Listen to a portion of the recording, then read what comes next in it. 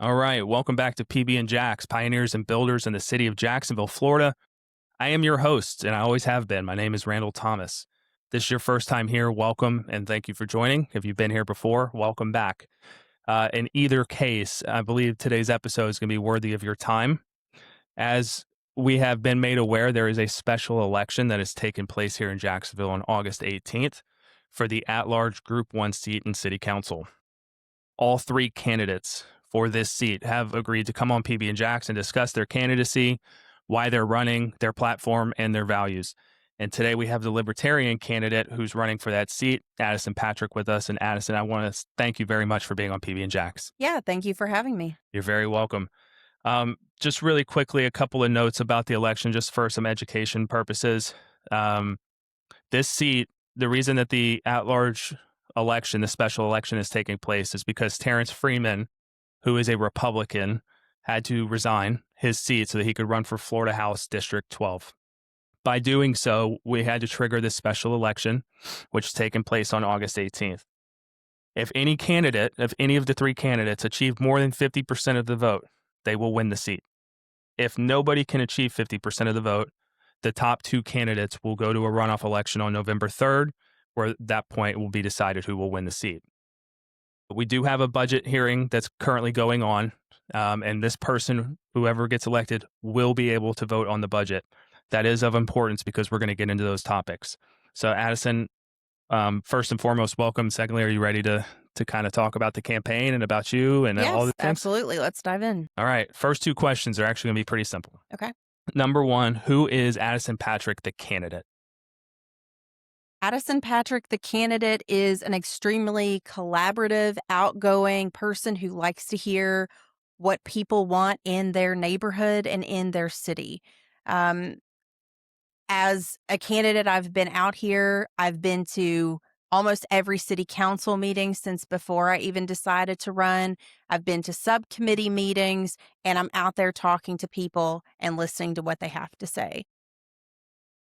As someone who likes to have a good time and really connect with people, on a more personal level, it's been interesting to have to stand up and be the candidate that is the anti-corruption candidate. Mm. And the main reason that I decided to get in the race was because of what was happening with a couple of city council members, namely Carrico and Arias, and some other things that were happening.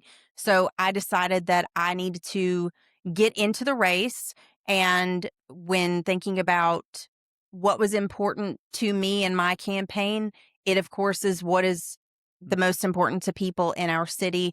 Affordability in terms of housing, or smart growth, and a lot of people say overdevelopment, and then, of course, public safety too, but not necessarily just in the way of law enforcement and first responders, but our streets, making sure that the roads are safe, that we fix the potholes, that our sidewalks are safe so people are not falling, and that roads are not flooding. So things like that. Okay. Thank you for that. Sure. There's in this particular election, there's a Democratic candidate, there's a Republican candidate, and then you are a Libertarian candidate. Right. I'm going to ask this question for the bulk of people that do not understand the values of what a Libertarian is. Sure. Please describe to me what values a Libertarian holds and what makes it different than a Democrat versus a Republican. Sure. So I like to say that libertarians are for all of your rights all of the time and not some of them when it's convenient. But largely what a libertarian is someone who believes that most of the time we can do things better without the interference of the government and in terms of voluntarism. So we're not forcing people to do things. Quick example, we can do a lot more with homelessness in our city by focusing on individuals and organizations with private dollars than having the government be so involved. Okay, we are going to get into homelessness Sure. a little bit later on, so I'm glad you brought that up. You described Addison, the candidate. I do want to know, who is Addison Patrick, the person? Sure. So I am not a native Floridian. I grew up in rural southwestern Virginia. The twang will come out from time to time. My dad worked in the coal industry. He was at a coal plant. He was not a miner, but he ran a lot of the heavy equipment. My mom taught elementary school, and I went to college in Eastern Virginia and sort of made my way down the southern states and landed in Jacksonville. Stayed here for a few years, got involved in Libertarian Party politics at the local level, chaired the Libertarian Party, helped with the state Senate campaign.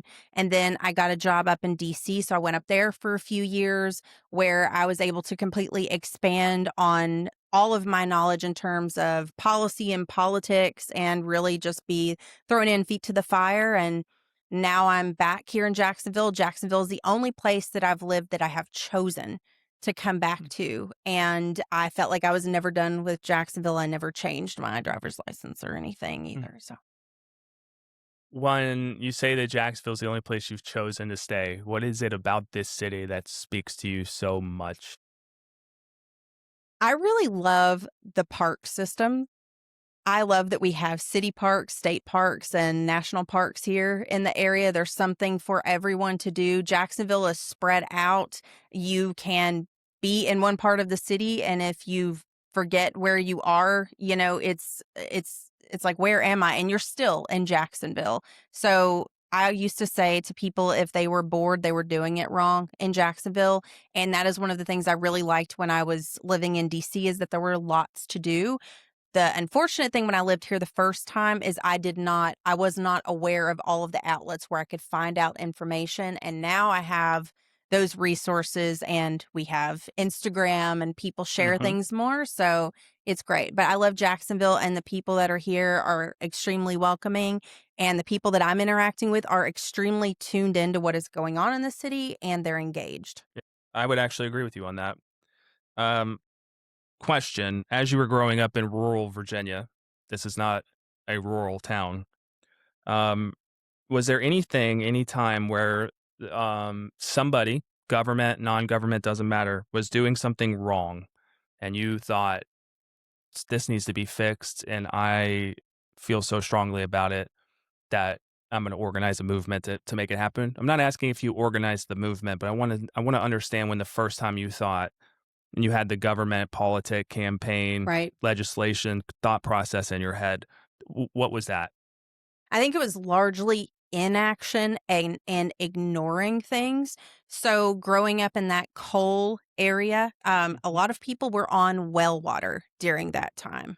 A lot of people were on well water. We had illegal dump sites, and those chemicals and pollutants from those large items like cars, refrigerators, freezers, whatever people could dump over that ridge, were ending up in people's groundwater and making them sick.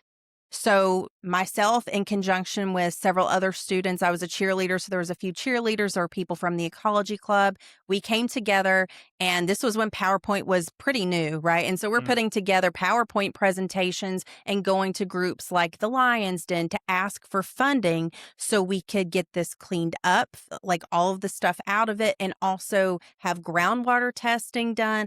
And we can talk more about flock cameras later and, kind of anti-surveillance, but we did install little groundhog cameras to try to catch people if they were dumping those things. And to make them feel terrible, we put a sign up that said this was essentially cleaned up with high school kids in cooperation with local organizations. So shame on you if you're continuing to Mm. do this. So that was, I think, the first thing that I really got into that before I got out of high school. Mm.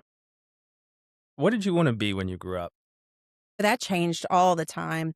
Um, I always said that it should be something that I got to talk a lot in, because that's what I got in trouble for in high school, Mm. talking too much in class.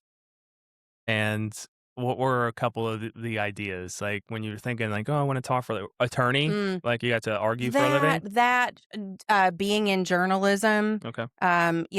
speaking publicly on things, writing a book, I always wanted to be an author, but I felt like I could do that in conjunction with whatever else I was doing, and I chose business as my initial major and then quickly switched it over to communication studies, so I really got to study the way that people communicate interpersonally, with gender, like all of those differences. Mm, So all those little microcosms of okay. things. And I loved it. What's your alma mater? Where'd you go to school? Christopher Newport University. Okay, and that's in Virginia. Mm-hmm. Okay. Yep. Newport News. And then you spent a lot of time in DC, I correct? spent about 4 years there. 4 years. Were you active in the political scene? Were you, helping campaigns or, organizing, anything of that sort? No, on the campaigns while I was up there. I did that when I was here in Florida.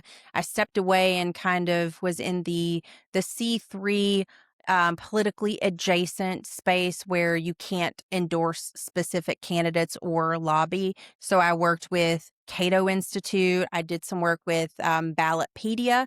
If you haven't Um, heard of I'm Ballotpedia, familiar. Yeah. yeah.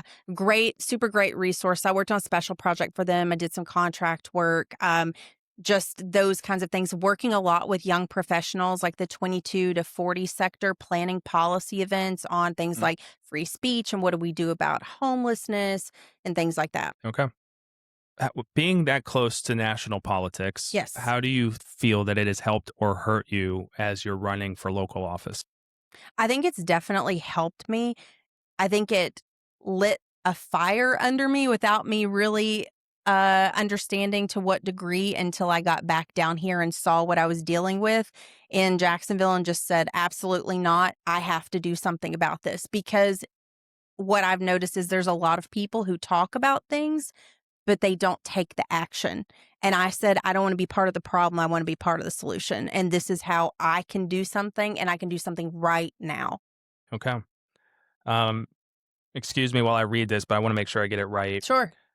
You have previously chaired the Duval County Libertarian Party, correct? Correct. And currently cover 5 counties as a regional rep for the state party. Correct. So the Libertarian Party for the state of Florida. Hmm. All right. What does it look like, or what is organizing a party that doesn't have the machine behind it? What is that like? It's difficult.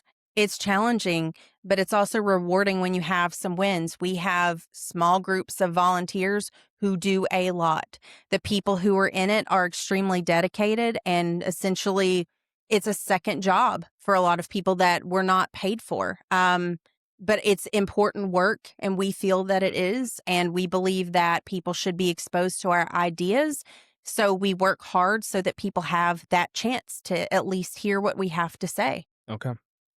I know that previously you've never held elected office. Have you been appointed to any boards, nonprofit boards, or anything of the such? Sure. I led the Christopher Newport University alumni chapter up in DC for a couple of years up there, and some other nonprofit boards. The America's Future Board here in Jacksonville, I was the head of that board, and also up in DC before I took over as hub director. Okay. So you've had some board experience. You haven't held elected office though. So this would Correct. be your first time. You're Yep. both the same goes for both of your opponents. Now they've been elected to appointed to boards within the city, but they've never held elected office. Knowing that, what in your resume says you can do this job? I think I'm extremely well rounded. So instead of having all of my experience in one thing or another, I have held positions, in public trust, worked in insurance, worked in human resources. I've worked in politics and policy.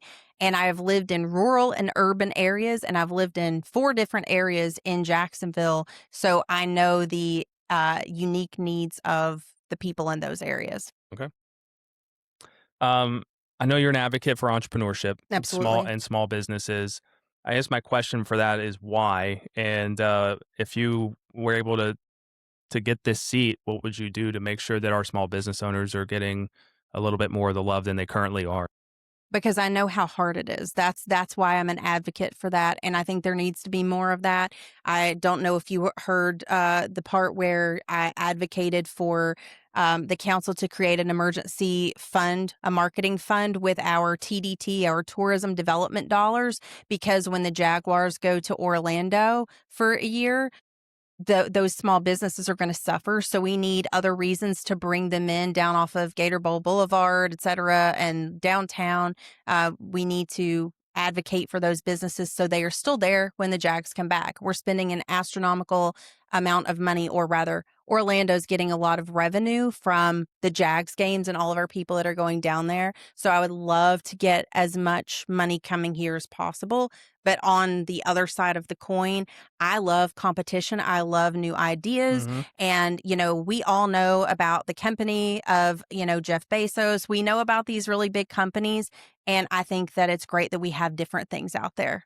The big things are convenient, but there's a lot of people who like to shop local. Let's give them more options and get rid of as much red tape as we can.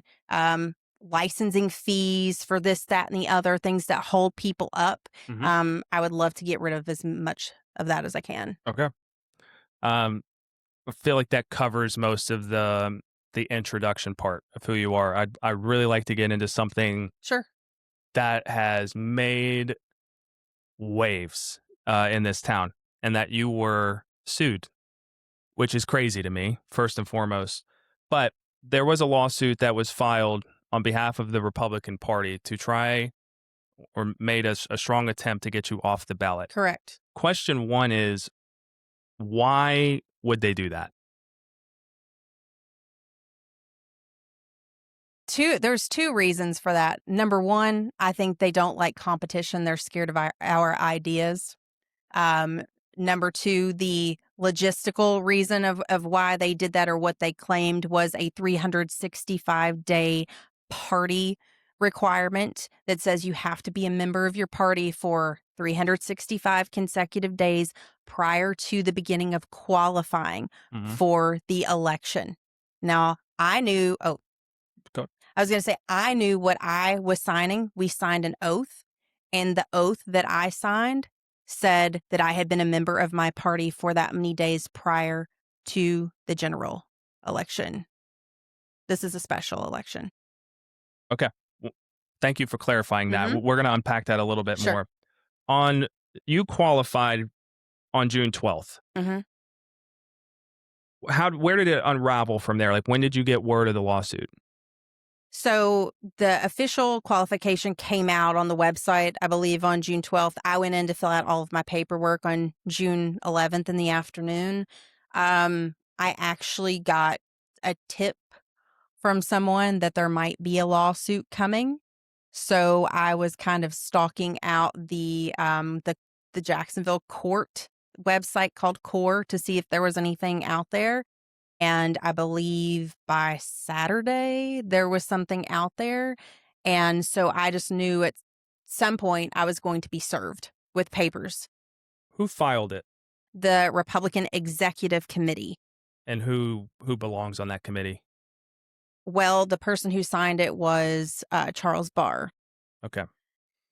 I want to walk through the 365-day party registration rule. I'm going to kind of explain how I understand it, and then Mhm. tell me where the inaccuracies are. Okay.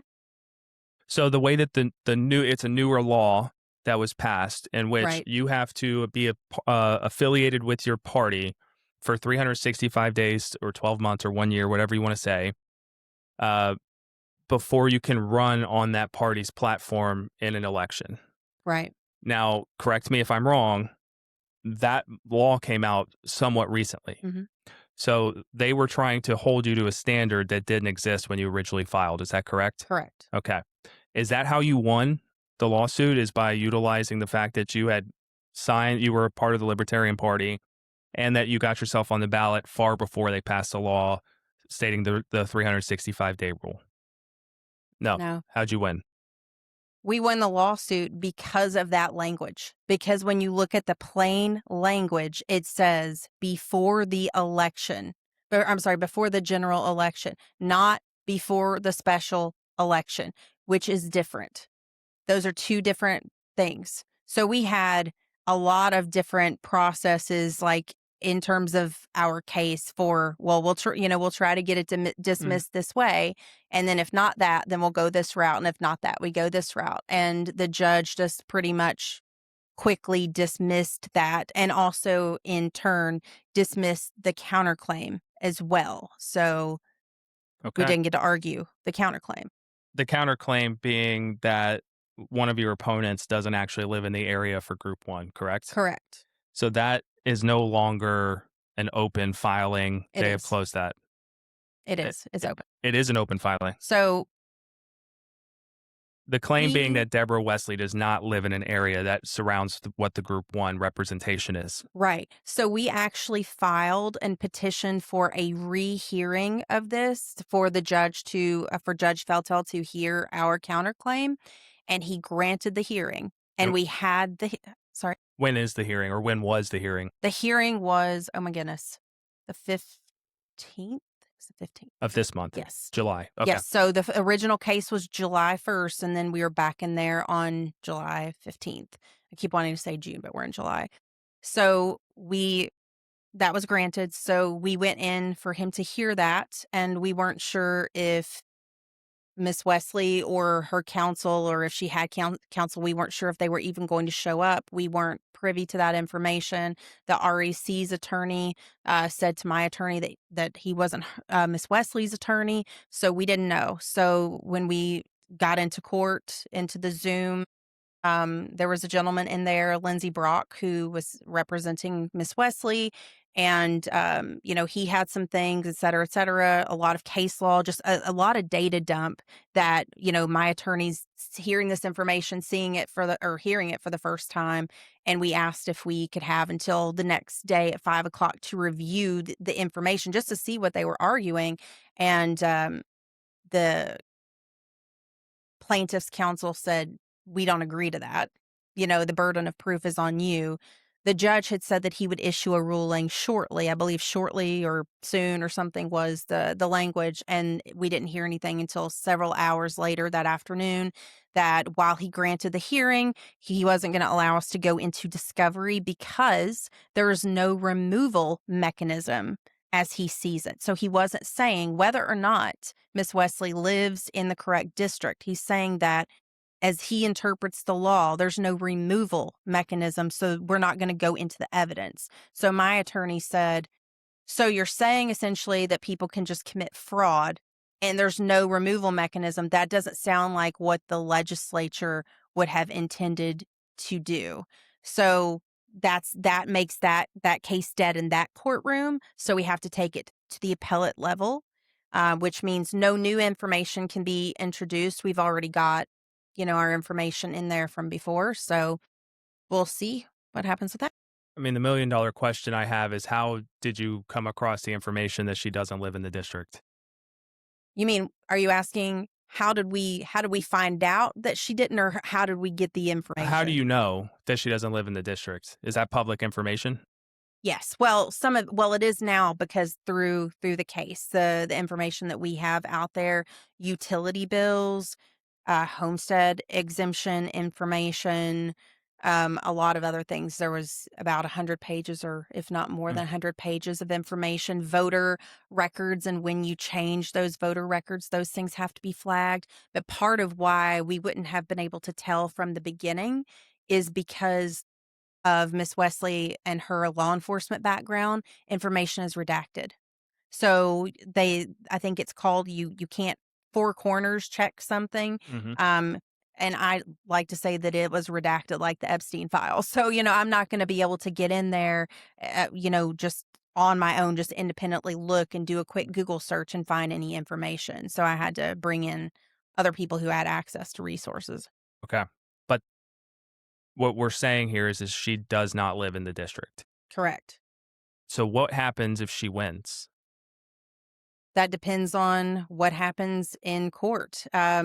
She could be removed from office later. She could, if they determine that she's not qualified, they could be putting signs up at the polling station saying, don't vote for this person. They could be sending out letters to people who have already voted saying, hey, your vote does not count. But it's not even just for this election. The issue is the same thing rolls over into the 2027 election. So if we address this and fix it, then we fix it for both elections. And I don't think anybody wants to feel like their vote was wasted or a throwaway vote. So that is why it is in the interest of the public to hear this information and, Okay. come to a conclusion on that. Okay. Thank you for the info. I was Sure. unaware of this part of the Yeah. the story. Um, It's been a lot.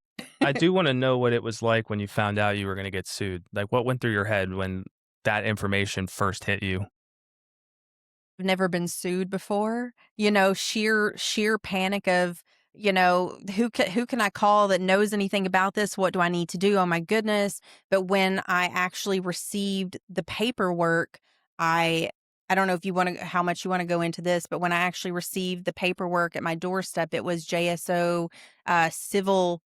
civil police. They're out there serving paperwork. So I know my rights, and I'm talking to them through the door, and they say, we need to see you so you can come to the window or whatever. And so I said, well, okay, I'll just come out. Then they wanted to see my ID, and I said, I know, I don't have to give you anything. This is my legal name. This is how my name could be shown on the paperwork with, Addison Liberty Patrick on there, because that's what I have, on the ballot. And so they finally gave me the paperwork and went on. And only then could I really do anything, because even if it's sitting out there in the court system until you're actually served, it's not active.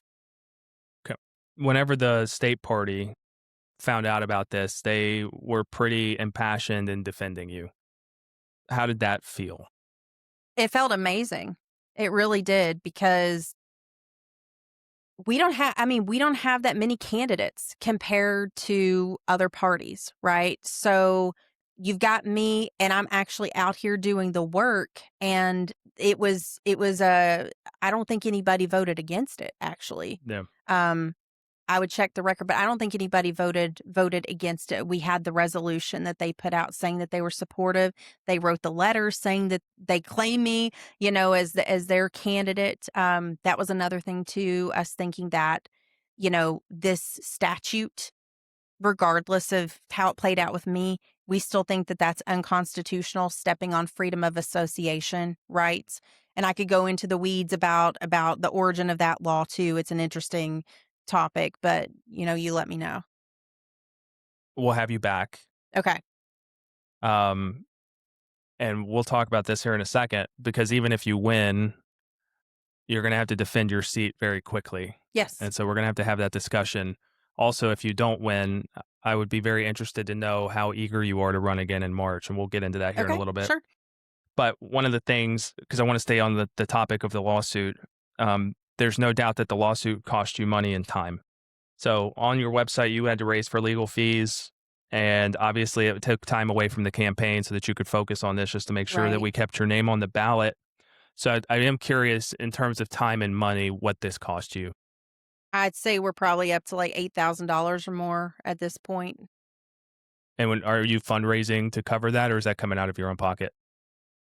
Well, I'm on the hook for it all. Some of it is I'm getting donations. It's coming out of my campaign account, because that's legal. You can cover defense from your campaign account up to a certain amount. After that, it's on me. So I'm actually hosting a fundraiser on August 8th. Number one, August 9th is my birthday, but August 8th is a good day, before, as we approach the election, to raise some funds for that lawsuit to help me cover those costs. Good. I'm Okay. going to be hosting a trivia game. Cool. You hear it first. What- Nobody else even knows. What trivia game is it? I used to be a professional trivia host, so I'm going to do a liberty theme / conspiracy theory theme trivia. And where is this taking place? We are going to do that at Blue Sky Golf club? Grill at the Yeah. golf club off All the right. Monument. Very cool. My producer, Shedrick, and I, we were just there this past weekend. Yeah. I do have a question. What if you didn't win the lawsuit? What would you have done? If I didn't win and I was removed from the ballot, Yeah. Would you have continued to fight? Mm. Would you have tried to if I save up for a future election? Like, what the thought, even if it was a 1% thought, the thought had to clear your mind that they wouldn't have filed this lawsuit if they didn't think that they had a good chance of winning it. Mhm. And had they won it and your name would have been kicked off the ballot, you don't seem like a quitter to me. So what would you have done? Probably would have, as I told people in the beginning, that I would fight it as long as I had the support and the funds to fight things. So I probably would have appealed it because I do genuinely believe that it's unconstitutional. We could have gotten a different judge that had, a different thought process on that. And I mean, we already set persuasive case precedent as it is. So I mean, hey, how cool is that? If not, and if I was off the ballot, worst case scenario, then I wouldn't have been changing anything. I would have just gone back to campaigning because 2027 is right around the corner. So it wouldn't change anything. Yeah. Mm, Is there anything about the lawsuit I missed that you want to touch on, or did we kind of get a good idea of it? I think we pretty much covered the Good. logistics of the lawsuit. Okay. Let's get into some policy. Okay. Right now, the hottest topic that is existing in Jacksonville right now is the fact that the mayor just proposed a budget for the city for the fiscal year 2027. The budget is $2.026 billion, which is a 1.1% increase. It includes a flat millage rate and a $586 million capital plan. So my first question is, what are your general thoughts on the budget as it's been proposed? And as somebody who's a proponent of reducing government, do you think she did a good job with the budget, or are there some amendments that you would make? This has been a crazy week. I haven't had a chance to get into the weeds of all of the budget. I was at the mayoral address. I thought she did a really good job presenting it. And I did like that the council members seemed to be receiving it well. Matt Carlucci, especially, seemed to have liked that. She mentioned that she was adding more for roads and that she was going to stop deferring maintenance on a lot of things. And I do like that.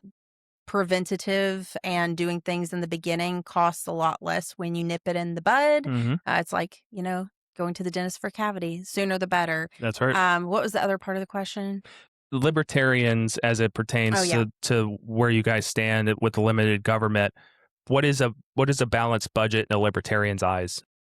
Well, I'll say for me personally, one of the benefits of having me in there and not being part of a super large party is that I may have the libertarian party designation, but I'm going to be voting independently.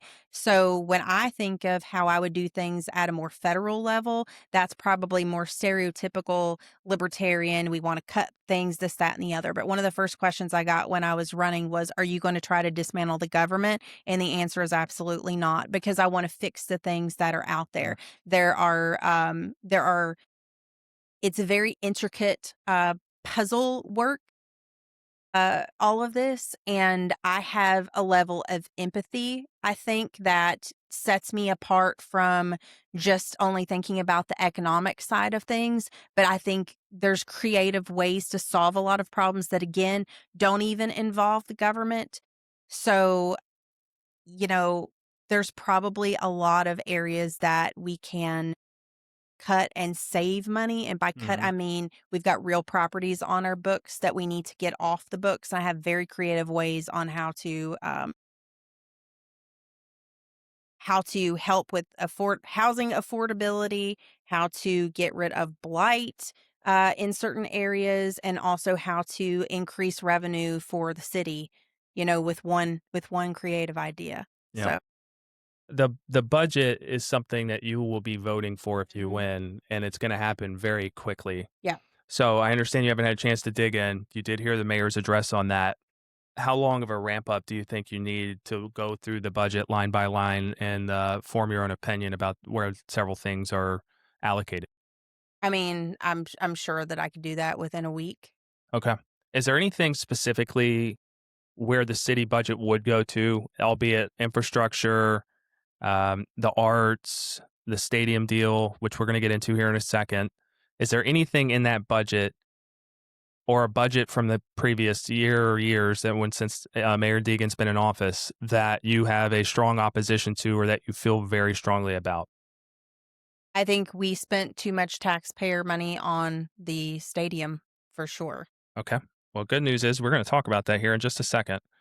Um, is Is there any particular thing that the budget doesn't do a good enough job addressing that you would like to see more money going to? If we were able to pull money away from the stadium, where would you like it to go? I don't know off the top of my head. Okay. I think we have spent enough on parks for now that we need to be driving more into infrastructure projects into our historically redlined districts, especially that have been largely neglected. So the neighborhood bill of rights and making sure that people have the things that they need, like the core stuff is to me priority numero uno. Okay. One of the biggest things that took place in the budget last year, which is very interesting, and I want to get your take on this. The state passed a law that there's no public camping, Mhm. essentially saying that if you're unhoused, you're not allowed to sleep on the streets, on the benches, in the public places, etc. And the concept was is that at the local level, they would build places where people could go to sleep and give them a safe place, safe haven. In the budget last year, there was $10 million that was I'm sorry, that was set aside for that. Mhm. When Mayor Deegan proposed the budget, there was $10 million that was supposed to go towards finding a place for homeless people to have sanctuary. It went through council slashed 9 million of that 10. So we come into the budget season, and I want to know because if you talk to anybody and say, what are the problems in Jacksonville? One of the top problems that people are going to address is the homeless population downtown. So, how would you, knowing as somebody that you've done a lot with a little, you get the $9 million slash, you have $1 million, and now you have to address this homelessness issue because there's a state law that says you have no choice. What would be your thoughts on how we could address it? My very first thing would be to make a list of all of the private organizations that I could call and get on board to have a call for creative solutions. At least if you know what money that you have to Mm, work with, you can kind of start to make a budget. One of the things that's bothered me is we have this new morgue in this residential area. That's one thing, but we have the old morgue that's still there. It's like 27,000 square feet that is not being utilized. I have heard TK Waters talk about their program where they essentially connect people to their families like out of the area and they take them there, so that is allegedly getting people off the street. Some of them doing that. mhm. We have heard the path plan, in conjunction with the city and the sheriff's office, to get more beds in these spots downtown, but it's not enough. So I'm hearing them say it's not enough, and yet we have buildings that are around that are not being utilized that could be utilized for this purpose. We could sell those buildings to the nonprofits. We could lease part of the space or all of the space out to them and let them decide, how best to manage it and keep the government out of it. There's a million different ways I think to do that, but the wasted space when we have people in crisis and we're trying to solve a problem, to me, it just blows my mind that we're not utilizing that and other buildings that are not currently being utilized. Okay. Why not? Why not? I agree with you. All right. I'm going to continue on with the budget. You mentioned the stadium, saying that it wasn't the best use of taxpayer money. Before I get into the numbers, can you elaborate on why you feel that way? Yes, and call it corporate welfare, crony capitalism, whatever you want to call it. I mean, there are people that have money in this city that they could fund those projects themselves. I don't believe that the city should be putting so much into that when at the same time we don't have people's basic core needs met. It might be a different conversation if we didn't have things that were just completely neglected, Hmm. as to like how much we should actually allocate over the years. But that was a lot to put us on the hook for. And as other libertarians will say, not everybody uses that. So I would much rather spend our money on things that everybody is going to use. And I would much rather spend it on libraries and parks, even though I do think that we have a good amount of parks for right now that we need to like put the new stuff on hold. A popular counter argument to the stadium deal would be if we lost the Jaguars, if we weren't able to construct the stadium deal Right. and they relocated, that we lose the second largest economic driver of our city. So I understand the point about utilizing the money for other basic needs, but if we didn't have this humongous economic driver in our downtown and in our city, where opposing fans will fly in and utilize our restaurants and our Right. hotels and everything that come along with it, um, what would you say to the people that would have that argument to the basic needs argument, or where the reallocation of the money would go? I don't know. I still think that if we weren't funding those things, if Jacksonville said no, that other people would step up and fund that if they wanted to have that here. So I guess I have a hard time seeing that as they're just going to pull away when they've got other vested interests in this area. I don't feel like they would just take the team away and that it would just be Mm, gone like that. okay. I understand the premise, and maybe they would have, Yeah. absolutely.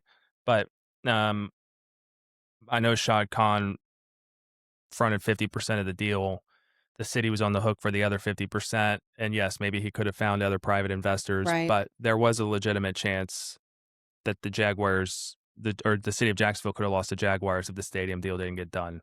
I understand both arguments, Yeah. but that's why we're having this conversation.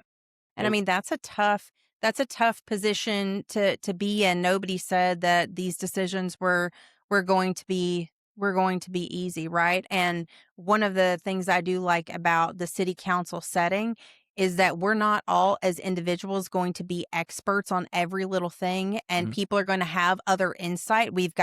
I mean, right now we've got people who are insurance people, we've got people who are attorneys, we've got people with military backgrounds, and that when I'm forming a trivia team, back to that analogy, I want somebody who's an expert in various subjects because that increases my chances of winning. Which, again, back to city council, the more of a variety of parties and of backgrounds that we have, I think the more successful that we're going to be. It's going to make our ideas stronger. Okay. In that budget, um, like I said, the stadium of the future was a $1.55 billion deal. The city's on the hook for 775 million of that, which is exactly half. 220 million of that is appropriated for this upcoming budget cycle alone. Um, so just to give you an idea of what that 220 million, it could make an impact elsewhere, but I just want to make sure that everybody's educated on the numbers in terms of Right. how much we're on the hook for. There's also going to be part of this stadium of the future. There's a huge sports and entertainment district that's going to be going in alongside it, which are supposed to open up shops and Right. restaurants and everything alongside that. So it could be a massive economic driver. And the last time I read the bill, which could be wrong, and I want to make sure I preface that, $55 million went towards the enhancement of public parks.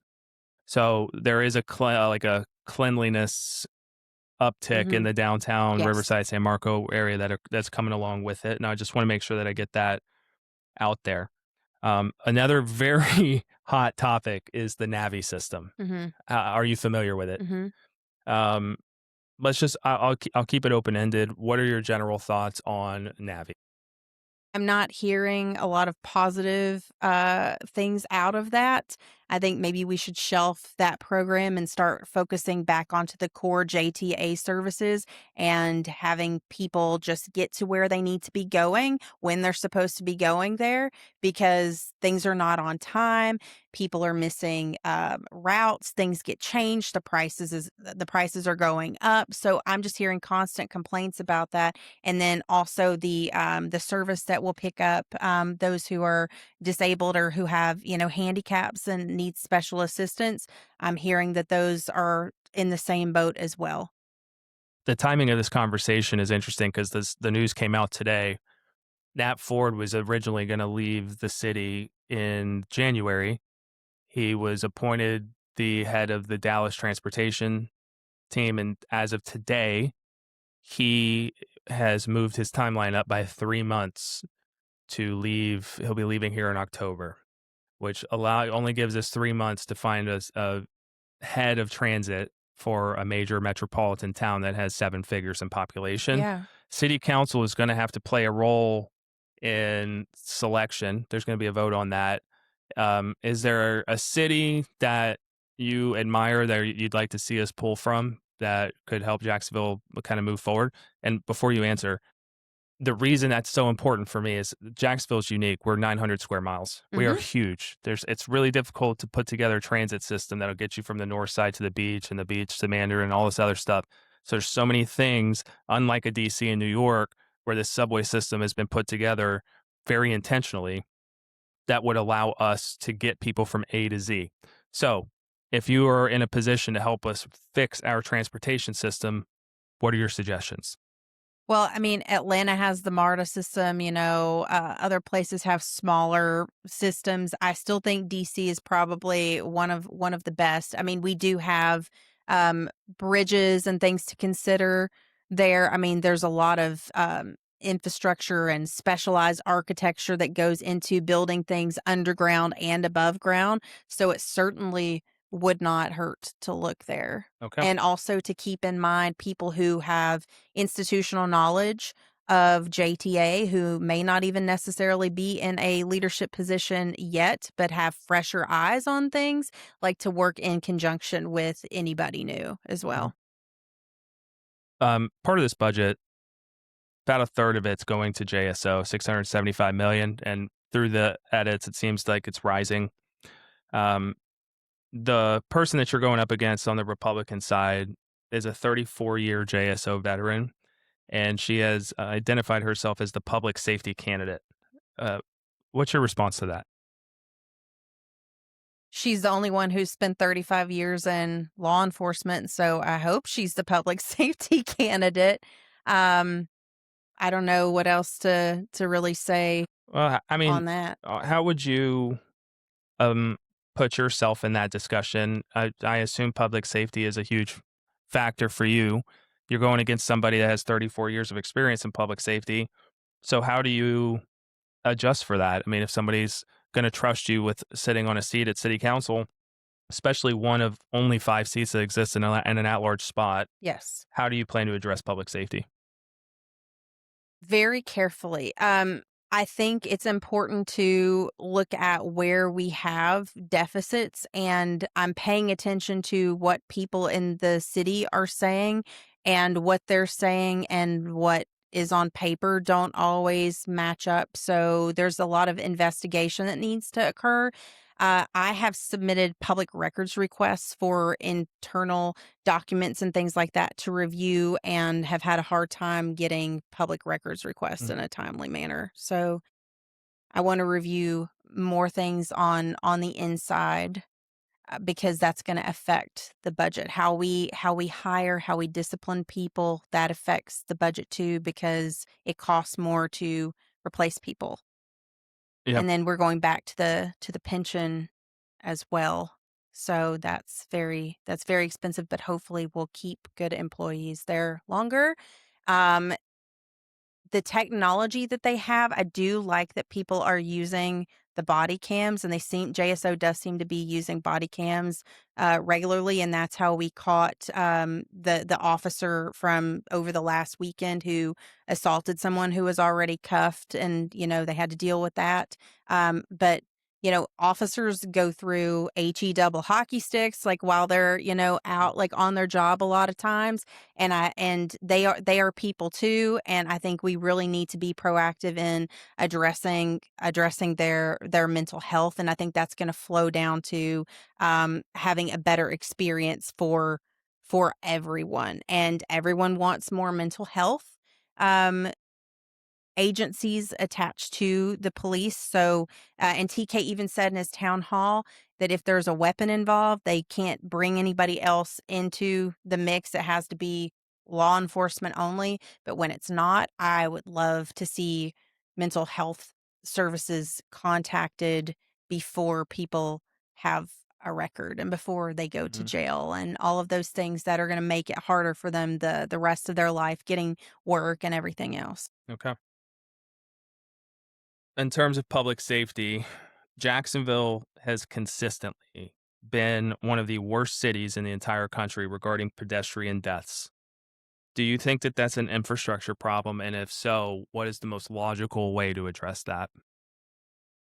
I mean, you can put crosswalks at every walkway. I mean, and the signs with the walk, don't walk.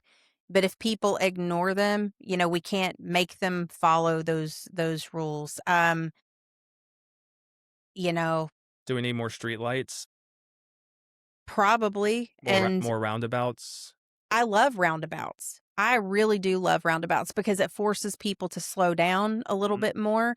Unfortunately, people are still on their phones. So even if somebody's walking across when they're not supposed to, I think people are still distracted when they're driving. So I think it comes back to a lot of that too. Too fast, not paying attention because we're on our phones. Okay. Um, there was a conversation that was had where you discussed an abuse of power in JSO. Can you expand on that? Sure.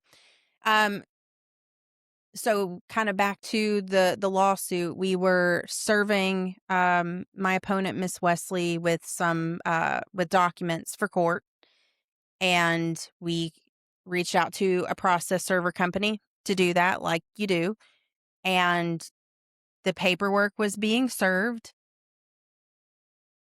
Miss Wesley was asked, if who she was or if she was that person, and she said, "No, this person hasn't lived it here in over a year." And so the process server went back to his vehicle, looked up pictures of her, looked up utility bills, ran the tag on the vehicle that was in the driveway, etc., and gathered enough information to say, "This is this person," right? And served her with the paperwork anyway and said, "You've been served." So at some point in the next few hours or whatnot, the process server had a feeling that there was going to be some pushback because it was an interesting situation. So they went ahead and called the person in JSO who is over the process servers, because process servers are an officer of the court. A lot of people don't know that. And they said, based on the information they had, that that was a legal serve. Another reason that the process server called is because a JSO officer reached out to them, um, and said, was very aggressive about things and said that that was not a legal serve, that all of the family members look alike and that that wasn't her, and was just essentially saying, you can't mark that as being served. Um, and the JSO person over that department said, that person way overstepped. They should not have called you. They have nothing to do with that. So I have an email from the process server detailing all of these, the what happened that day, as well as the badge number and the name of the officer. So to me, that is election interference, Mm. because all of the stuff that we're doing affects the election. And this was a civil lawsuit, not a criminal lawsuit. Why is somebody getting involved in that has nothing to do with this case at all? Yeah. Okay. Thank you for sharing that. Sure. You're stirring some things up a little bit, just out there in the. That was truly not my intention. And Yeah. to be completely open about the whole process, we were not looking at Miss Wesley in any way that she might not be qualified until we had to look at, does the Republican Executive Committee have standing to bring this lawsuit against me? Mm. They don't have standing if they don't have a qualified candidate. So we were looking into all of the things, and then poof, there it was that, she doesn't live in that area. So that's how all of that came up. Okay. We're gonna jump into the race, and then we'll close with some rapid fire. When it comes to the race, in terms of money, uh, Deborah Wesley's raised 86,000 plus a pack. Monet Holders raised about Hmm. 13,500. On the site, you've raised about 3,000. So you're behind in the money gap. How do you win, and what's your path to victory when you trail the fundraising dollars by that amount?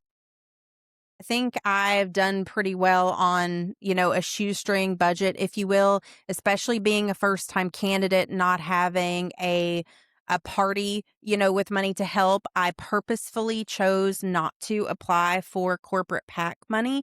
I told several organizations that reached out to me about meeting with them that as a first time candidate that I did not want to seek out any big endorsements because I wanted my merits and integrity to stand alone, and I didn't want anything any baggage from anything else or anything with the appearance of not good to be associated with my name, especially considering other candidates and endorsements and things that have been said about those and them not being good. So I Okay. just thought I would win by my own merits or lose by my own merits, but that is what it is. And I think going forward, if this would not have been a special election, we would have moved forward to the March regular election. I would have had more money raised, and I've spent more of my money, on the lawsuit than campaigning. So I've had to be really creative with getting my name out there. And you've also not only have you been behind in the money, most recently, News for Jax hosted Monet and Deborah on the news segment Right. to give them an opportunity to share who they are, and they did not invite you. News for Jax did not. What does that say about how they view you as a candidate, and did you think that was fair? I mean, of course, I don't think it's fair, but it's nothing new. One news outlet who did cover um, the lawsuit, my win, did not really cover me in a previous piece and said in his questions, well, what do you say about people calling you a spoiler candidate? And it was clear that, he wasn't super enthusiastic about me as a libertarian winning because of this two-party system that we have. But I just have to keep going. It is what it is. If we get some airtime, that's great. But again, shoestring budget, and I have to be creative about things. This is my first time running. I don't intend to go anywhere. So hopefully, as I build more of a name for myself, people will take me more seriously. But Mm. all things considered, I filed in February. I moved back to Jacksonville in November. I think I've done a lot, and I'm actually pretty proud of myself. And with the feedback that I've gotten from people, and especially youth who have asked me to get involved in helping educate like the Edward Waters University students, etc., calling me inspiring. I mean, how do you not feel like you're doing Mm. something right when when you're hearing those words? Do you like being an underdog, though? Does that inspire you?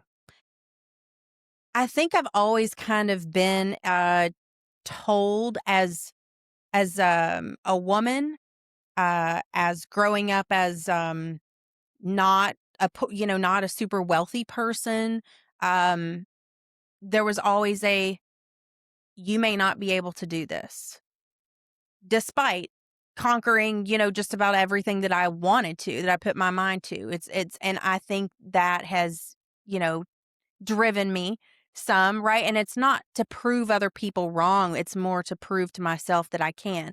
But if I can go up to DC by myself with two dogs and live in a studio apartment with no washer and dryer in my unit and have to learn how to navigate the metro, learn how to navigate politics, meet a whole bunch of new people in the course of a few months, I felt like I could really do anything. So Okay. here we are. Speaking of being a woman, this election has 3 women. Hmm.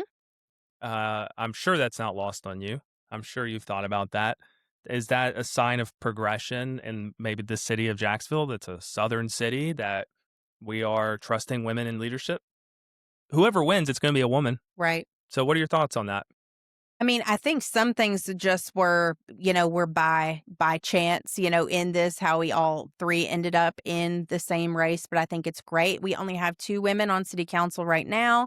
At least one of them will be rolling off in 2027 because she's termed out. So I love that we're going to have another woman on city council. We need more. We think in a different way than men do. There is utility in that. Again, it makes for a better whole when we have a variety of perspectives and people. So, yeah, I do think that people are seeing the the usefulness of women, the ingenuity, the women's intuition. There's just a lot of things. It's the je ne sais quoi, like, don't know what exactly, but like, we'll have a feeling about something.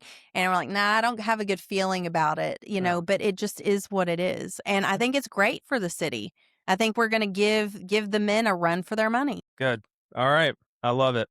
You ready to do a little rapid fire here? Sure. These are fun. Okay. One word for Jacksonville right now? Mm. Unique. Okay. Where can you get the best meal in this city? Just tell me the restaurant. I love Easy Eats by Yaya. Where's that? There's one on St. John's Bluff, and they put one in Riverside. It's Mediterranean food, and they have, like, the best pita bread I've ever had in my life. I'm gonna have to look into that. Yes. Skewers. Very Um, good. a Jacksonville neighborhood that people should pay more attention to. I lived in the Brentwood area, and there's also, there's, like, small businesses, and there's, like, this little restaurant that is open until, like, 5 o'clock every day, and Mm, it serves, like, really good food too. The people there are, like, second to none. okay. A book or person that shaped the way you think. The Giver. Okay. Who wrote that? Ronald Dahl, I believe. Okay. I'll have to look into that as I well. could be I could be confusing that with James and the Giant Peach. I could be wrong, but The Giver is the name of the book. Okay. What's something you've changed your mind about in the last 5 years? Well, running for office is one. I said I would never. Speaking of office, if another candidate won, if Deborah won or Monet won, are you open to partnering with them as you continue your um, trajectory on city service?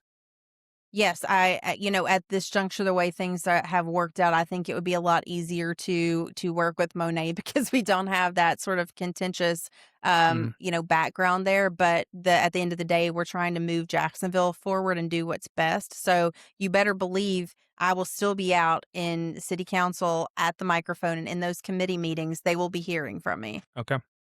Who is a local leader that you admire who does not share your politics? Does not share my politics.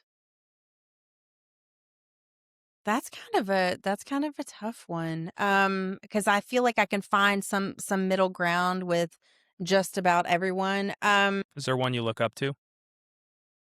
I mean, I love Peluso, I love Rockman Johnson. Matt Carlucci is very interesting to me because he seems very moderate. He also ticks that empathy box, and I think that's probably because of what he does for work and has done in the community. So I really do admire him for being around for a long time and how he manages to, you know, work with people, but also call them out. He's a take no SHIT kind of guy too. Yeah. Okay. Yep. What would Jacksonville look like in 10 years if you had it your way? Mm. If I had it my way, a lot of things would be privatized. Okay. A lot of things would be privatized, and that therefore we're spending a lot less out of our government budget. Then we get to tax people less, and people are happier. They're not held up by red tape or like this property tax referendum. If that came about, everybody's freaking out about that. And what we're going to do? Well, if you don't have everything hinging on government to start with, then if there's a change in something, it's not a freak out moment. What's your take on the property tax situation? I'm not voting for it. Which is probably going to shock some people, but the reason why is because anything that is approved, in, like, a 24-hour period so quickly, Hmm. to me is like red flags, like, what are we missing? The way that it was explained to me too is that, uh the language would kind of give a loophole for other taxes to sort of be decided and implemented without much voting, etc. So I don't like that, and I don't like passing along costs to renters who are already struggling. Okay. Where would people find you, whether or not they want to volunteer for the campaign or ask you a question directly or just general purpose reasons? Where's the best place for them to reach you? Sure. AddisonLibertyPatrick.com. There's a form there. You can reach out to me. I'm also on Facebook, Instagram, and X. Would you consider yourself to be accessible? Oh, yeah. Okay. Last question. By and large, without a shadow of a doubt, up and down, left and right, Mhm. what is the best Jacksonville-based podcast? Well, I have to say yours because you're the only one that's hosted me so far on a There podcast. should be more than that as to why this is the best. It's the best because it's the best. Well, I mean, I'm also making a joke too on that. Like I say I'm a recovering comedian. I did some of that Yeah. in DC too. So it's been very hard to be so serious and, not Hmm. to crack jokes like I used to all the time. But I mean, your podcast has a lot of relevant information, but it's also not it's accessible, Hmm. right? Like the way that you explain things, if people don't understand a concept, they're going to have a better idea of how that works instead of, I can't even watch this podcast because it's over my head. Yeah. I, So, I appreciate you saying that. yeah, We are very much here to make the city better yeah. that through education and then obviously exposure to people who are building and doing great things. Okay. I'm going to give you the opportunity to look right here in this camera, and I would like for you to tell anybody and everybody who watches this episode why they should vote for you. Awesome. Once again, my name is Addison Liberty Patrick. I'm running for Jacksonville City Council at large Group 1. And if you are ready for some fresh ideas with someone who has empathy and also who has some fiscal know-how, please consider thinking outside of the box and possibly outside of your party loyalty, and consider a vote for somebody who really will care how the city is run and do the best thing that the city requires. Okay. Every show I end with gratitude, and I truly mean everything I'm about to say. Out of the three candidates, and they would agree with this, nobody is as politically active as you are. You show up to city council every Tuesday. You're always on the CCTV giving remarks. You always have Yeah. something to say to represent the people. Your social presence to me has been probably the most impressive out of the three candidates. And it's clear to me that it comes from a place of love for this city. And I mean that. I don't see anything from you that feels performative. And so for me and from Shedrick and the PB and Jax team in the city of Jacksonville, whether you win or lose, I thank you for what you're doing for the city. I thank you for the passion that you have for this city. And regardless of what happens, I wish you the best of luck. Thank you so much. I appreciate that. You're very welcome. Thank you for being on PB and Jax. It was a pleasure.